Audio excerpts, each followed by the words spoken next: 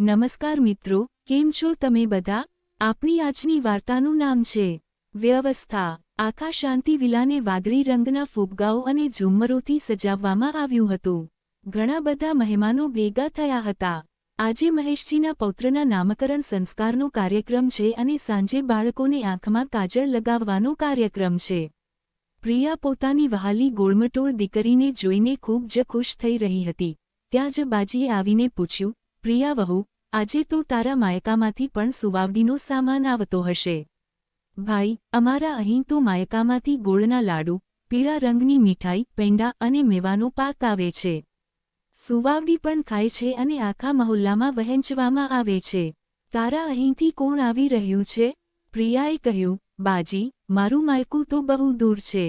ભાઈ આવશે, કદાચ મમ્મી પપ્પા પણ આવી જાય, પણ હમણાં મમ્મીની તબિયત થોડી ખરાબ ચાલી રહી છે, તેથી મમ્મી આવવાની ના પાડતી હતી। બાજીએ કહ્યું, અરે, આવો મોકો કની રોજ રોજ થોડો આવે છે?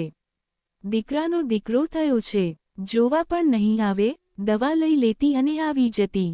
પ્રિયા બોલી, બાજી, મારી મમ્મીને વાયરલ તાવ આવ્યો છે, અને એવામાં જો તેઓ અહીં આવશે તો મુન્નીને પણ ખોળામાં નહીં લઈ શકે। આટલે દૂરથી આવે અને બાળકને મળી પણ ન શકે, તો નાનીનું મન પણ ઉદાસ થઈ જશે। જ્યારે તેમની તબિયત સારી થઈ જશે, ત્યારે આવશે। 15 દિવસથી મમ્મી બીમાર ચાલી રહી છે।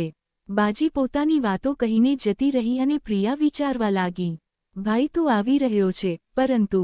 અને વિચારતા વિચારતા પ્રિયાની આંખો ભીની થઈ ગઈ। તે મનમાં વિચારવા લાગી કે આવા દેખાડાથી શું ફાયદો જેમાં કોઈને આટલી તકલીફ હોય? મમ્મી તો બીમાર છે, તે કની પણ બનાવીને નહીં મોકલી શકે। ત્યારે જ સાસુમાં, આશાજી, ત્યાં આવ્યા અને પ્રિયાની આંખોમાં આંસુ જોઈને બોલ્યા, શું થયું વહુ?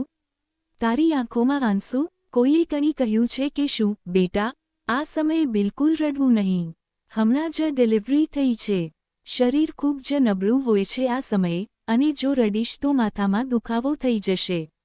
ચાલ, શું વાત છે, મને કહે। પ્રિયાએ બધી વાત પોતાની સાસુમાને કહી। આશાજી હસીને બોલ્યા, બસ, આટલી જ વાત? અને મારી વહુની આંખોમાં આંસુ? અરે ગાંડી, આ તો મને પહેલાથી જ ખબર હતી કે તારી મમ્મી અને મારી વહાલી સમધનની તબિયત સારી નથી, એટલે મેં પહેલાથી જ બધી વ્યવસ્થા ઇંતજામ કરી દીધી છે। તારે ચિંતા કરવાની જરૂર નથી। તારા અહીંથી ફક્ત શગુનનો થોડોક જ સામાન આવી રહ્યો છે। મેં મારી સમધનને પોતે જ ના પાડી દીધી છે। મેં સમધનજીને કહી દીધું છે કે ફક્ત 11 લાડુ જ મોકલવાના છે। પ્રિયાએ કહ્યું, મમ્મીજી, કૃપા કરીને, પાડોશમાં તમે શું વહેંચશો અને મહેમાનોને શું આપશો? આશાજી બોલ્યા, મારી વહુ ખૂબ ચિંતા કરે છે। મેં કહ્યું ને, તૈયારી થઈ ચૂકી છે। ચાલ, તું મુન્નીને દૂધ પીવડાવ। જો, કેવી ટગર ટગર તારી સામે જોઈ રહી છે। તારે આટલું જ કામ છે। તારું ધ્યાન રાખ અને મારા નટખટ બાળ ગોપાલનું।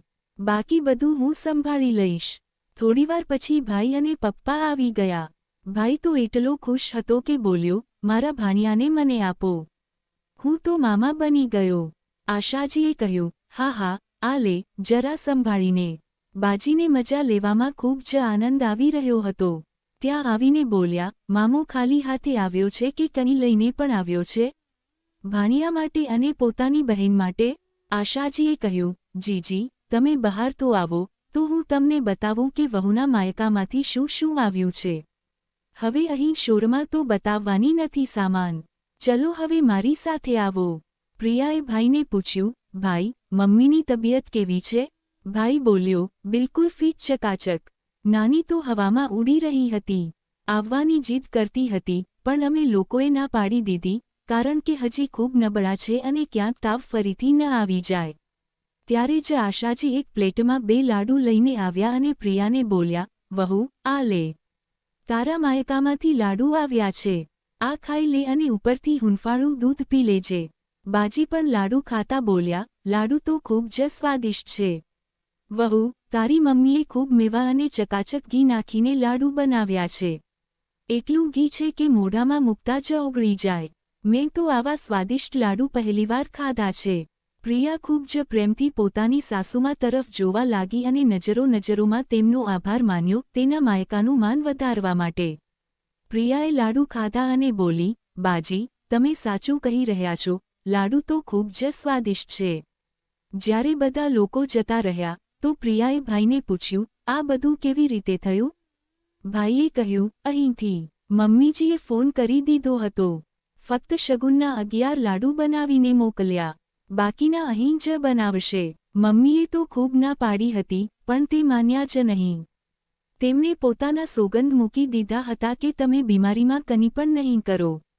અને ખબર છે, દીદી, આમાં ફક્ત મમ્મીએ એકલાએ લાડુ નથી બનાવ્યા, અમે બધાની મહેનત છે. પપ્પાએ લોટ શેક્યો, મેવા કાપી. પ્રિયાએ પૂછ્યું, સારું, તારી શું મહેનત છે? ભાઈ હસીને બોલ્યો, મેં ચાખીને બતાવ્યું હતું કે લાડુ મીઠા છે કે નહીં. અને બંને ભાઈ બહેન ખડખડાટ હસી પડ્યા. ભાઈએ કહ્યું, દીદી, ખરેખર તારા સાસરિયાવાળા ખૂબ જ સારા છે.